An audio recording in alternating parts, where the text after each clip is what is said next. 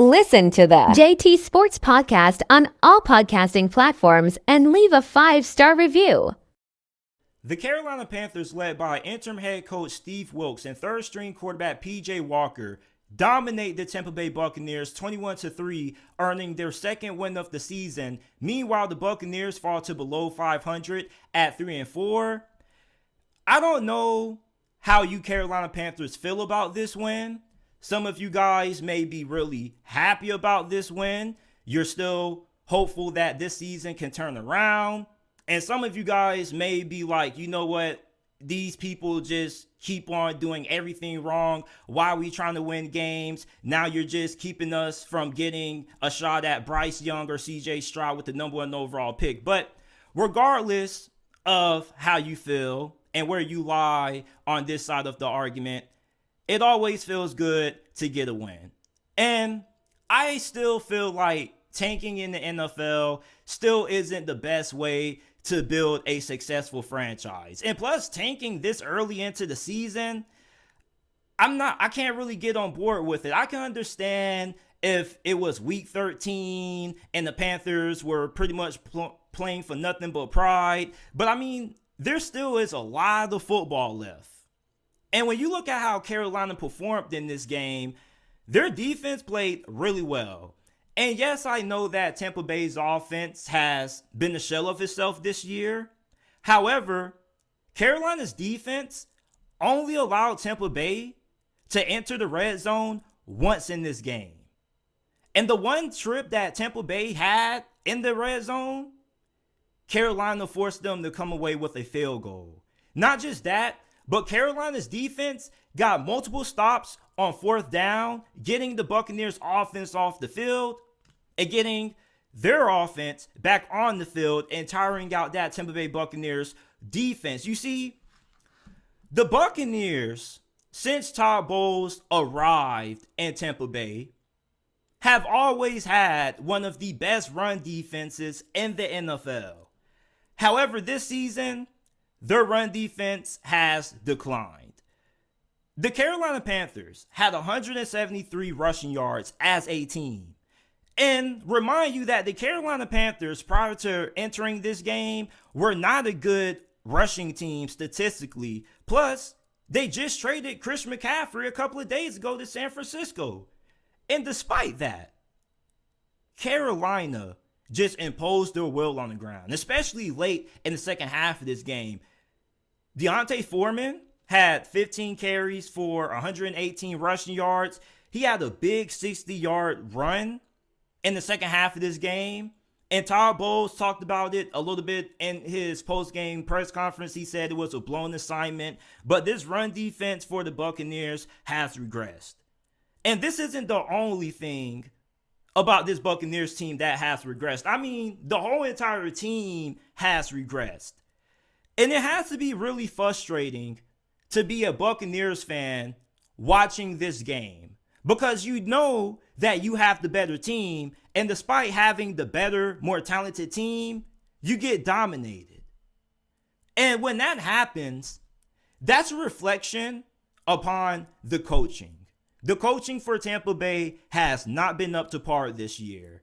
Now, Tampa Bay, I feel, is still going to be fine. I think they're going to turn things around sooner rather than later, and they're going to find a way to get into the postseason. However, the only reason I have confidence that the Buccaneers are going to be able to turn this thing around is only because of Tom Brady. Once Tom Brady leaves, I don't know what the future is going to have in store for the Buccaneers franchise with Todd Bowles at the helm at head coach. And I'm not saying Todd Bowles is the head coach, but right now, this is a trial run for him. This is his second go as a head coach in the NFL. And right now, the Buccaneers are 3-4. And there's a lot of pressure to get this thing turned around. And the offense in this game for Tampa Bay was just inexcusably bad. Mike Evans, the third player of the game, dropped a wide open touchdown. Nobody was near him. I think the cornerback had fell on the play. Wide open touchdown, dropped it. And you know what? That dropped pretty much has summed up how this season has been for the Buccaneers up to this point. poor execution, not being well coached.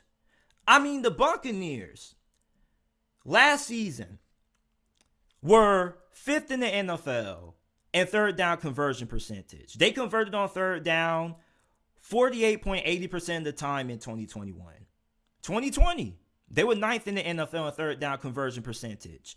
This season, they're 26, converting on third downs 35% of the time.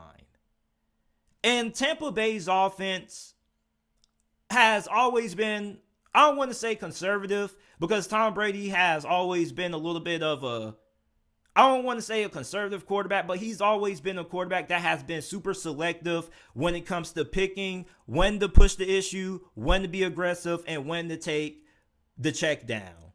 But in this game, I just feel like the Buccaneers were just a little bit too safe and too overly conservative. And I understand that their offensive line may not be the best compared to how talented it has been in the past.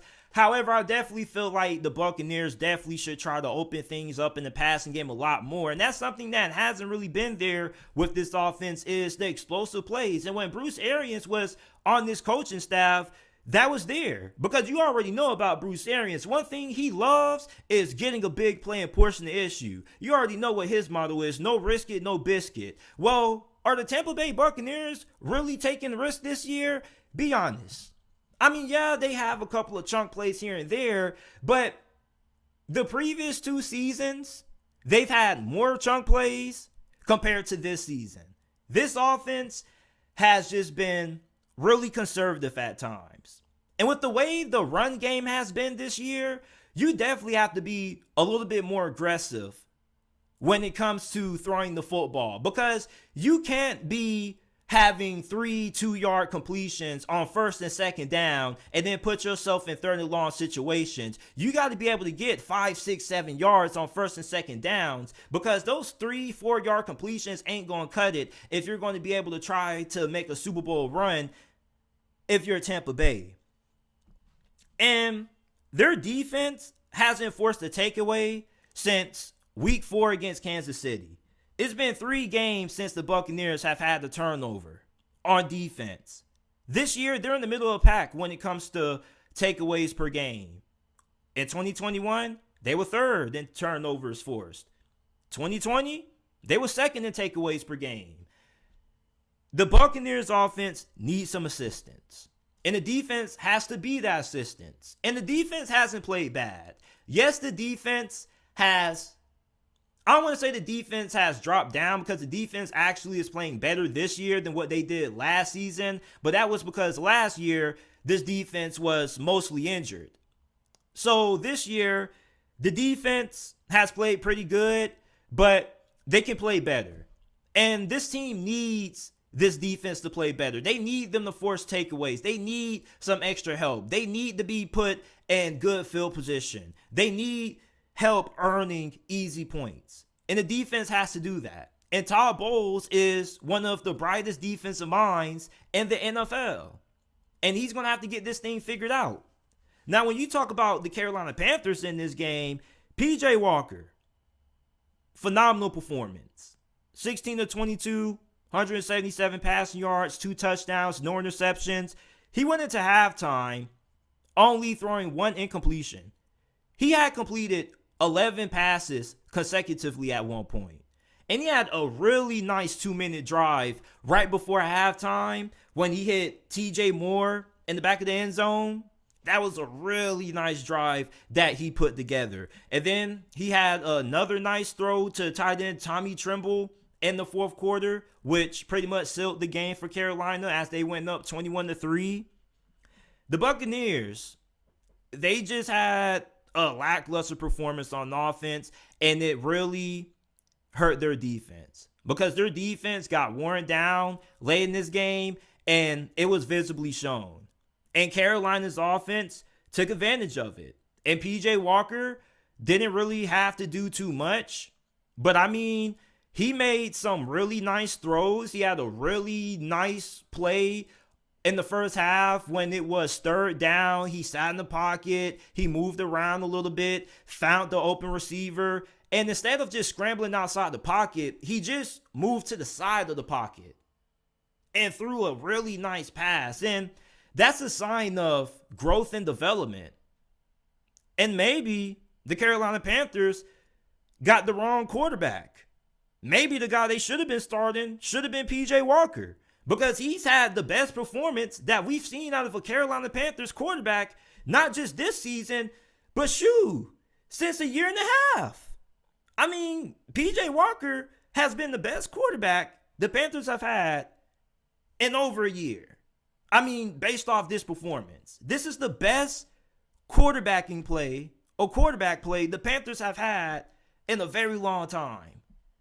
And it's not like he lit the world on fire, but I mean, that just goes to show you just how bad Carolina has been and how much of a win they needed.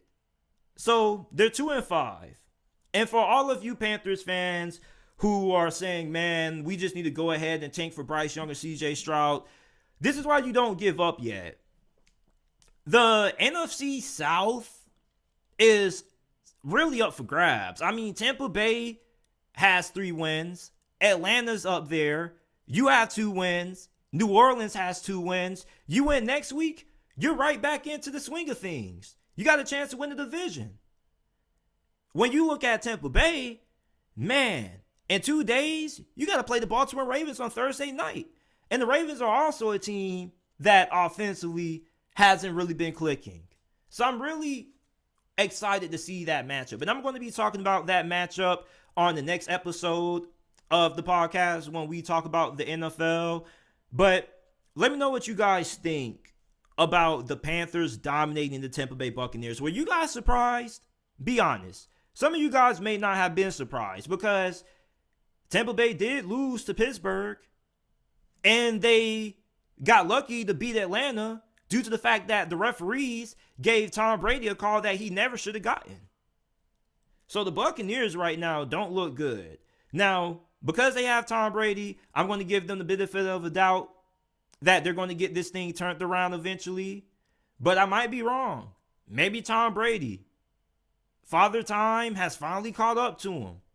Maybe he isn't invincible after all these years. He's finally is showing signs of legitimate regression.